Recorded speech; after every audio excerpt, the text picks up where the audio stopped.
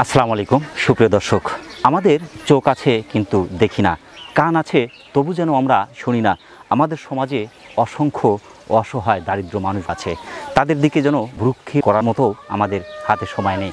আজ আমরা ধীরে ধীরে কোন দিকে যাচ্ছি, হঠাৎ করেই একজন অসহায় মানুষের সংবাদ আসে আমাদের কাছে। আমরা ছুটে এসেছি সিরাজগঞ্জ জেলার উল্লাপাড়া উপজেলার বিনায়কপুর গ্রামের মোস্তফাদের বাসায়।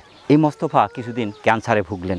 1.5 বছর সংসার করার পরে 5 মাসের অন্তঃসত্ত্বা স্ত্রীকে রেখে ক্যান্সার আক্রান্ত হয়ে মারা যান। 2 মাসের শিশু সন্তান রেখে স্ত্রীও চলে যান। এতিম হয়ে পড়ে মাত্র 2 মাসের শিশুটি। সেই করুণ গল্পই আপনাদের সামনে তুলে ধরার চেষ্টা করব। আশা করছি পুরো ভিডিও জুড়ে আমাদের সঙ্গে থাকবেন।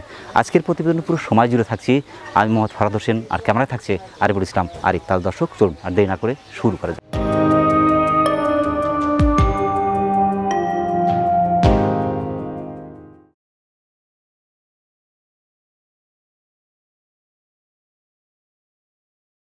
আসসালামু আলাইকুম। ওয়ালাইকুম আসসালাম। কাকি ভালো আছেন আপনি? ইনশাআল্লাহ ভালো আছি। আলহামদুলিল্লাহ, আমরাও আল্লাহ পাকের মেহরবানির মধ্যে আছি। শুনে খুব কষ্ট পেয়েছি। আপনার সন্তান কয়েকজন? একটা সন্তানই ছিল, অন্য কোনো ছেলে মেয়ে তার নেই? হ্যাঁ, 2টা মেয়ে আছে ভাই। 2টা মেয়ে বিয়ে হয়ে গেছে। কাকা কি করে? ঢাকা কাজ টাজ করে দিন মজুরি কাজ করে। এমনি কি জমি জমা আছে আপনাদের? কিছুই নাই কে ভাই, খালি 1.5 ডিসেম্বর বাড়ি। শুধু 1.5 ডিসেম্বর বাড়ি আছে, একটা সন্তান ছিল। তো ছেলে কি হয়ে মারা গেল? ব্লাড ক্যান্সার হয়েছিল। বিয়ে করেছিলেন কত বছর আগে? 1.5 বছর ছিল। 1.5 বছর সংসার করার পরে সে মারা গেছে, ক্যান্সার হয়ে মারা গেল।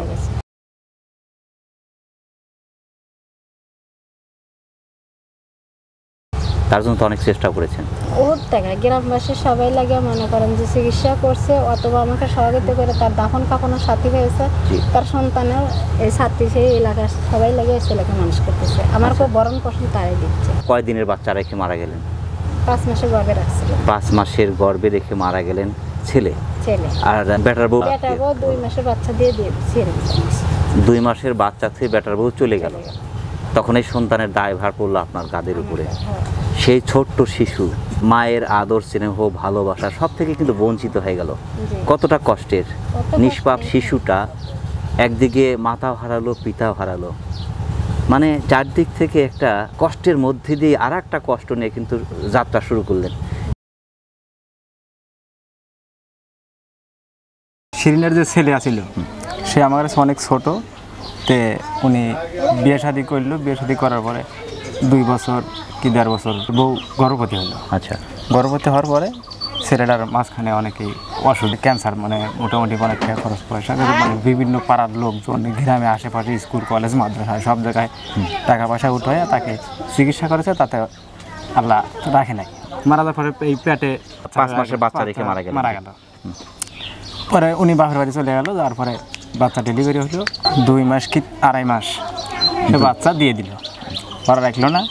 তো পরে ইনি সাহেব, এই যে আমার এই বাবি, ইনি খুব সহযোগিতা করতেছে, ছেলেটা মানুষ করতেছে, আমরা দেখতেছি, আশেপাশে পাড়ার লোকজন সকলেই দেখতেছে। দুধের যে খরচ, যা খরচ যাবতীয় গ্রামে ছেলে ছাত্রছাত্রী এই যে মাকে ছাড়া ও কান্নাকাটি করে না, বুঝতেই পারে নাই। তো ছোট্ট শিশু, 2 মাসের শিশু রেখে চলে গেলেন। বেশ বুঝবি কেন, মা আমাকে বলে। অত্যন্ত বেদনাদায়ক। আসলে এর মতো এতিম পৃথিবীতে আর দ্বিতীয়টা আছে কিনা আমি আর দেখি না।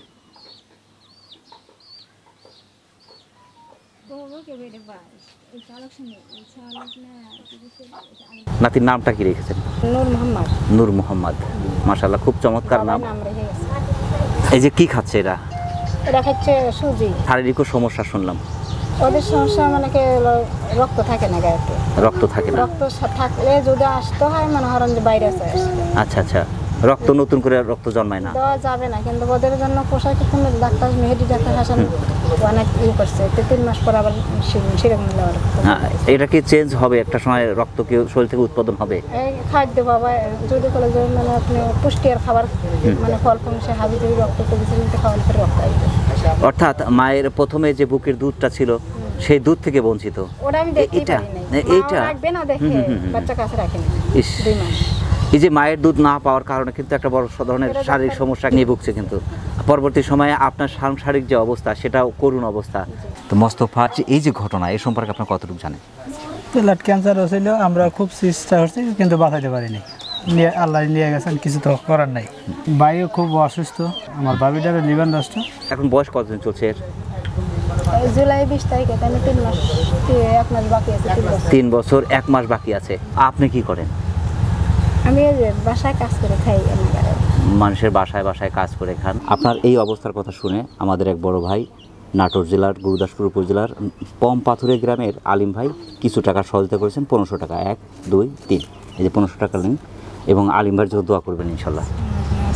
আমাদের প্রত্যেকটা গ্রামে কম বেশি এরকম মানুষ আছে। আসলে আমাদের প্রত্যেকের উচিত নিজ নিজ সামর্থ্য মোতাবেক অসহায় দারিদ্র মানুষ পাশে দাঁড়ানো।